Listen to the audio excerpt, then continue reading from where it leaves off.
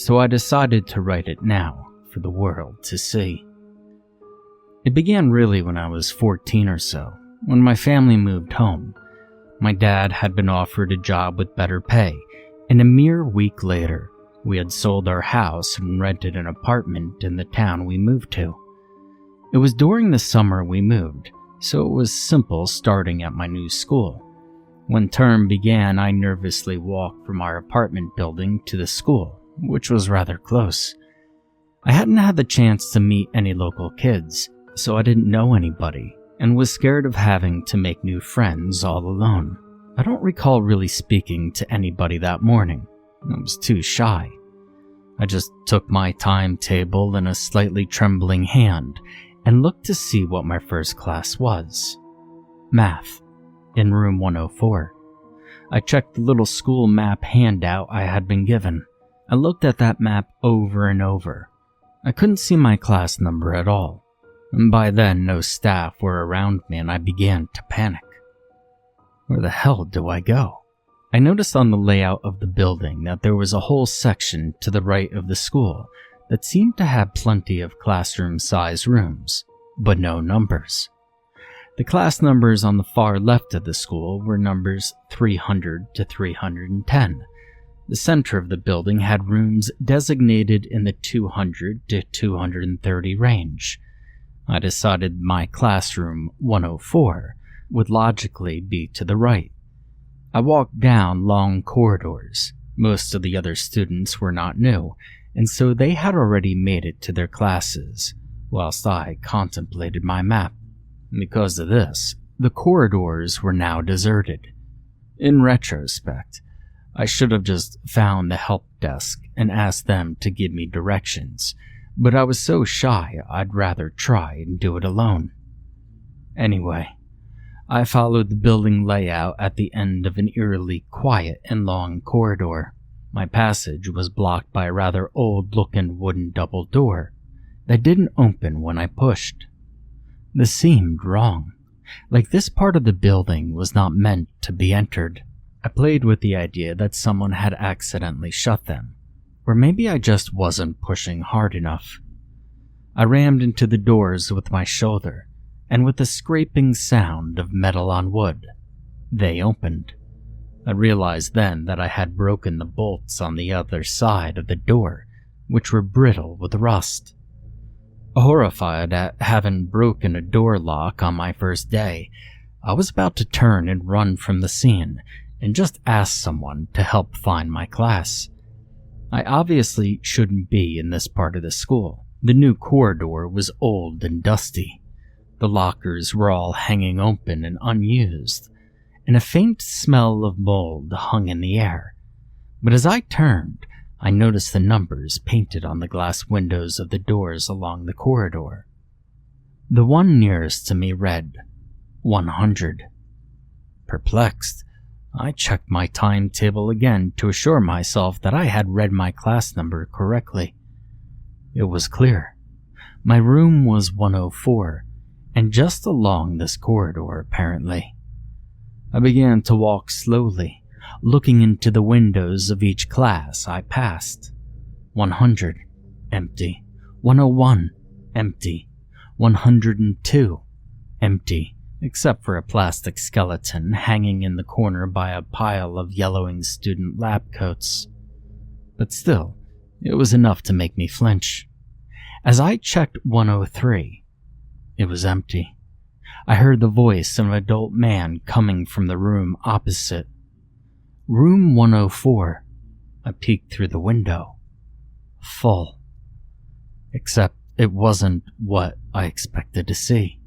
Sure, there was a teacher wearing a worn brown suit and blue bow tie, and there were students, all focused on this teacher, sitting apart from one another on old-fashioned wooden tables. What made me pause was what they were wearing. Kids didn't dress like that anymore. It looked like a classroom from an old film or show. The teacher stood beside a blackboard, dusty from chalk. Despite this oddity, I knocked on the door. I assumed the school had a poor budget. The teacher didn't notice my knocking, so I quietly opened the door and walked in. None of the students took their gaze away from the teacher, who also paid no attention to me. I awkwardly apologized for my lateness, citing that I had gotten lost. I then made my way over to the only free seat in the room, and I sat down. I felt my cheeks burn with embarrassment. I must have interrupted the class. The teacher began his lessons a few seconds later, rather casually. His name was Mr. Talori. He began to chalk equations on the board and got the class to solve them. The lesson was rather ordinary, except for the fact no calculators were used. Whenever I raised my hand to answer a question, almost to try and win back favor from the teacher, he ignored it and always chose another student to answer the problem. The lesson ended abruptly after what felt like hours. By the end of it, I was bored and miserable. I just wanted to get home and complain about the way I was ignored. When I left the room, I felt pangs of hunger. I noticed at my watch and was shocked to see the school day had ended. A whole day of math? Horror. I had decided I hated that school. I walked slowly home, going over the day's events in my mind. It was all very weird, but I supposed I would get used to this new school eventually. When I got home, my mother was talking on the home phone. Her face displayed confusion. She heard me come in and frowned when she saw me. She looked somewhat angry and asked whoever was on the other end of the phone line to hold. And then she accused me of skipping school.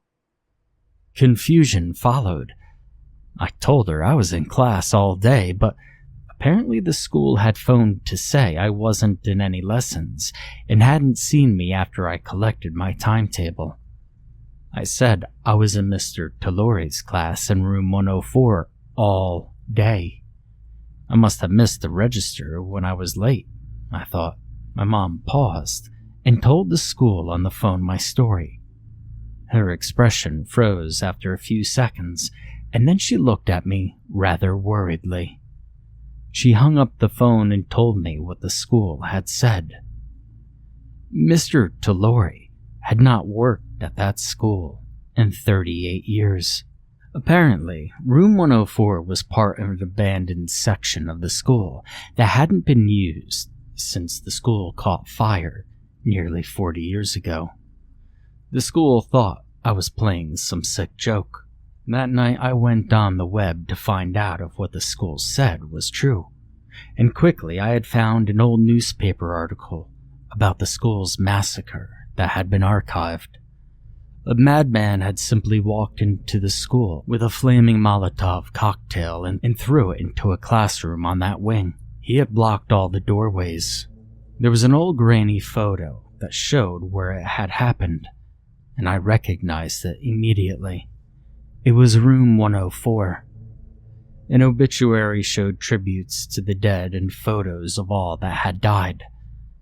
I recognized them too. Mr. Talori and all the students I had spent the day with. My heart felt like it had stopped. I felt sick. I felt cold to my bones at that moment. And after that day, I changed schools.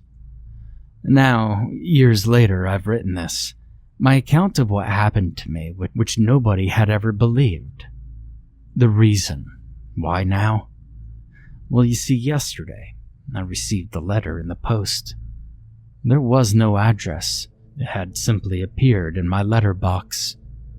It was a class reunion invite, signed by my old teacher, Mr. Talori.